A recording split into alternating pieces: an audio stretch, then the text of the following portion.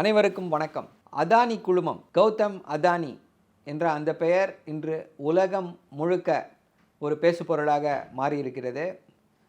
அமெரிக்காவில் இருக்கக்கூடிய நியூயார்க் நகரத்தில் இருக்கக்கூடிய ஒரு நீதிமன்றம், east district court of New York district என்ன பண்ணியிருக்காங்கன்னா, திரு அதானி மீது ஒரு பிடி வாரண்ட்டை பிறப்பித்திருக்கிறார்கள்.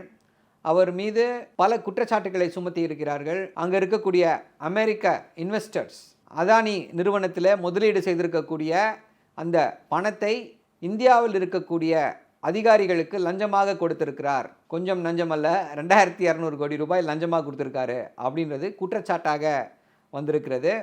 இது இன்றைக்கி உலகம் முழுக்க அதிர்வலைகளை ஏற்படுத்தியிருக்கு. ஏன் அப்படின்னா, அதானி குழுமம் பல நாடுகளில் இந்த பவர் பர்ச்சேஸ் அக்ரிமெண்ட்டை போட்டிருக்காங்க.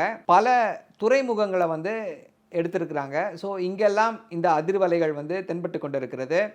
இந்தியாவிலும் திரு ராகுல் காந்தி அவர்கள் அதானி கைது செய்யப்பட வேண்டும், அவர் கைது செய்து விசாரித்தால் அது மோடி வரைக்கும் செல்லும் அப்படின்னு சொல்லி இன்றைக்கி ஒரு ப்ரெஸ் கான்ஃபரன்ஸ் கொடுத்துருக்காரு. அதுவும் மிகவும் பரபரப்பாக எல்லா இடத்துலையும் பேசப்பட்டு பேசுபொருளாக மாறி இருக்கிறது, சரியான காரணங்களுக்காக.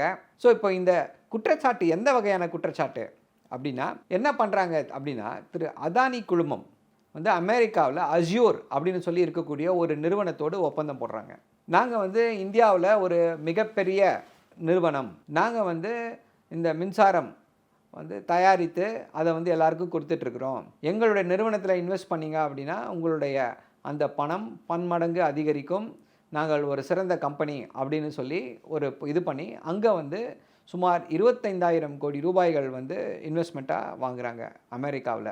அப்போ என்ன ஒரு பிரச்சனை வருது அப்படின்னா, அந்த இன்வெஸ்ட்மெண்ட்ஸை வாங்கக்கூடிய சமயத்தில் யாரும் திரு அதானி கிட்டேருந்து அந்த மின்சாரத்தை வாங்க தயாராக இல்லை. ஏன்னா மின்சாரத்துடைய விலை அதிகமாக இருந்தது. அதனால் குற்றச்சாட்டு என்ன அப்படின்னா, அதானியுடைய நிறுவனத்திடமிருந்து ஸ்டேட் என்டைட்டிஸ், மாநில அரசுகள் அந்த பவர் பர்ச்சேஸ் அக்ரிமெண்ட்டை போடுறதுக்கு லஞ்சமாக பணம் கொடுக்கப்பட்டிருக்கிறது அப்படின்னு சொல்லியிருக்காங்க.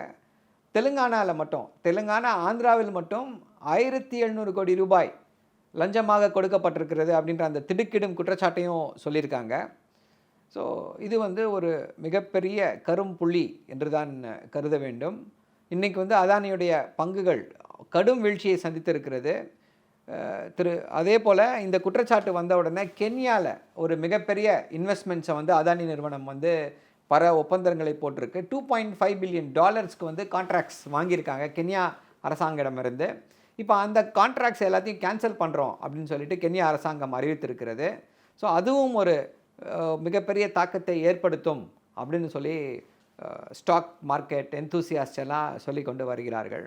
இப்போ இதில் என்னென்னு பார்த்தீங்கன்னா, அதில் ஒரு அந்த உத்தரவு இண்டெக்மெண்ட் ஆர்டர், கிராண்ட் ஜூரி இண்டெக்மெண்ட்டில் என்ன சொல்கிறாங்கன்னா, தமிழ்நாடு, சத்தீஸ்கர் போன்ற மாநிலங்கள் அப்படின்னு சொல்லி இன்னும் 2-3 மாநிலங்கள், ஆந்திராவை சொல்கிறாங்க, இந்த மாநிலங்கள்லாம் இருக்குது அப்படின்னு சொல்கிறாங்க. உடனே இதை பிடித்து கொண்ட அதிமுகவினர், வேடிக்கை அதிமுகவினர், அவங்களுக்கு அப்புறமா வருவோம், பாஜகவினர் திமுக அரசு அந்த 2021லேருந்து 22 வரைக்கும் திமுக அரசு அதுதான் இருக்கிறது, இவங்களுக்கும் தொடர்பு அப்படின்னு சொல்லி கதையை கட்டிவிட ஆரம்பித்து விட்டார்கள். அண்ணன் செந்தில் பாலாஜி அவர்கள் தெளிவாக ஒரு ப்ரெஸ் கான்ஃபரன்ஸை கொடுத்தாங்க.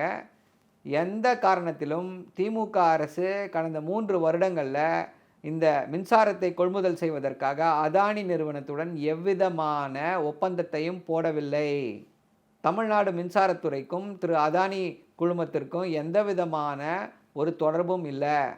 நம்ம எல்லாம் SECI, solar energy corporation of India, இது ஒன்றிய அரசுடைய ஒரு அமைப்பு. இந்த SECI தான் பவர் வாங்கிறது போகிறது எல்லாத்தையும் செய்து கொண்டிருக்கக்கூடிய ஒரு மிடில் மேனாக செயல்பட்டு கொண்டு வந்திருக்கிறது.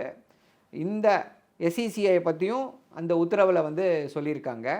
இந்த SECIயுடைய வேலை என்ன அப்படின்னு பார்த்தீங்கன்னா, மாநில அரசுகளோடு ஒரு ஒப்பந்தம் போட்டுக்கிட்டு அவங்க பவரை வாங்கி மாநில அரசுகளுக்கு கொடுத்துட்ருப்பாங்க. ஏன் நம்ம இந்த SECIயோட டீல் பண்ணணும், ஏன் இது பண்ணணும் அப்படின்னா, ஒரு முக்கியமான ஒரு விஷயத்தை இந்த மோடி அரசாங்கம் செய்கிறது என்ன அப்படின்னா, நீங்கள் அதாவது இது எல்லாம் எதனால் வந்த பிரச்சனை அப்படின்னு பார்த்தீங்கன்னா, எல்லாம் இந்த உதய் மின் திட்டத்தால் வந்த பிரச்சனை. இப்போ ஒரு மாநிலத்தில் இருக்கக்கூடிய பவர் ஜென்ரேஷன் கார்பரேஷன் இருக்குது அப்படின்னா, அந்த பவர் ஜென்ரேஷன் கார்ப்பரேஷன் வந்து இல்லை அந்த மாநில அரசு வந்து அவர்களுடைய ஒட்டுமொத்த கொள்முதலில் ஒரு குறிப்பிட்ட சதவீதம் 20% வந்து நான் ரினியூவபிள் எனர்ஜி ரிசோர்ஸஸ், அதாவது மரபுசாரா அந்த இதிலேருந்து தான் வரணும், மீண்டும் இது பண்ணக்கூடிய என்விரான்மெண்டலுக்கு வந்து ஒரு நலத்தை பயக்கக்கூடிய அந்த ஒரு முயற்சியில் தான் நீங்கள் வந்து கொண்டு வர வேண்டும் அப்படின்னு சொல்லி ஒரு ஷரத்தை உருவாக்குகிறது. ஸோ அப்படி இருக்கும் பொழுது சோலார் எனர்ஜியில் மட்டும்தான் நம்மளால் அந்த அளவுக்கு வந்து ஈடுகட்ட முடியும் அவங்க சொல்லக்கூடிய அந்த கண்டிஷனை.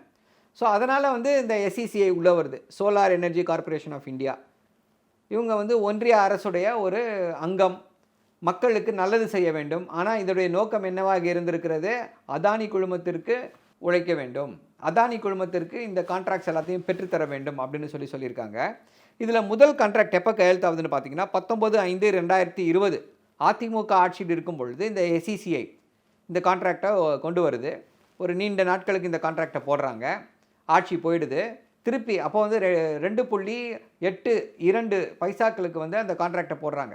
திருப்பி அதிமுக ஆட்சி வருகிறது. வரும்பொழுது நம்ம ரீநெகோஷியேட் பண்ணி இல்லை அவ்வளோ பணம் கொடுக்க முடியாதுன்னு சொல்லி 2.61 ரூபாய் தான் கொடுக்க முடியும் என்று சொல்லி அவ்வளோ பணத்தை தான் கொடுத்துக்கிட்டு இருக்கிறோம். இதில் உடனே திமுக இதற்கு சம்மந்தம்ன்றாங்க.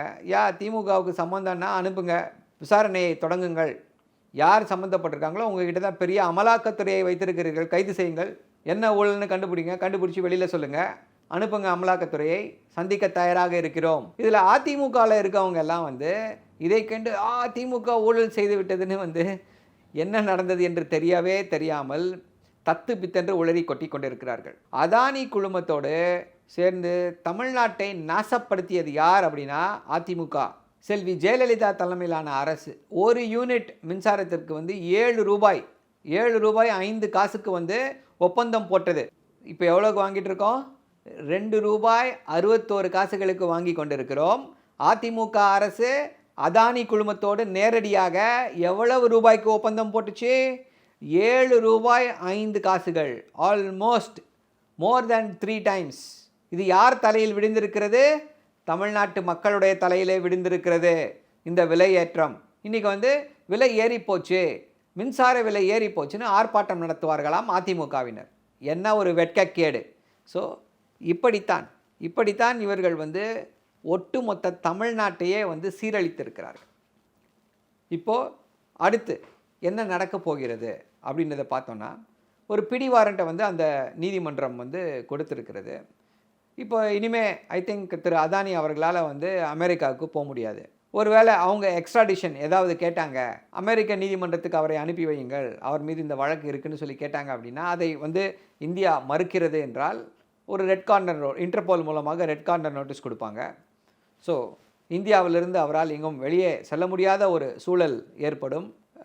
ஒருவேளை திரு ராகுல் காந்தி என்ன சொல்கிறாரு, மோடி இருக்கும் வரை தான் அதானி காப்பாற்றப்படுவார் அப்படின்றாங்க.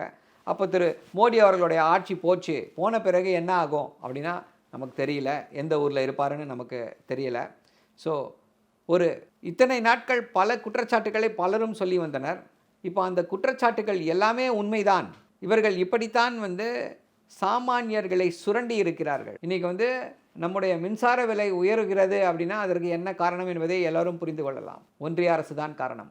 இதை தொடர்ந்து பலமுறை நாம் சொல்லிக்கொண்டே வந்திருக்கிறோம். எல்லா ஒரு சட்டத்தையும் கொண்டு வந்துட்டு எல்லாம் வந்து எதுக்குன்னா அதானி பெரிய பணக்காரன் ஆகணும். இதைத்தான் பாஜக செய்து வந்தது. இதை விட மிக மிக கொடுமையான விஷயம், ஒரு வேதனை தரக்கூடிய விஷயம் என்ன அப்படின்னா, பாஜகவுடைய செய்தி தொடர்பாளர்கள் எல்லாம் இன்றைக்கி அதானிக்கு ஆதரவாக பேசிக்கொண்டிருக்கிறார்கள். குற்றச்சாட்டு வந்திருக்கு அப்படின்னா இது இந்தியாவுக்கு அவமானன்றாங்க.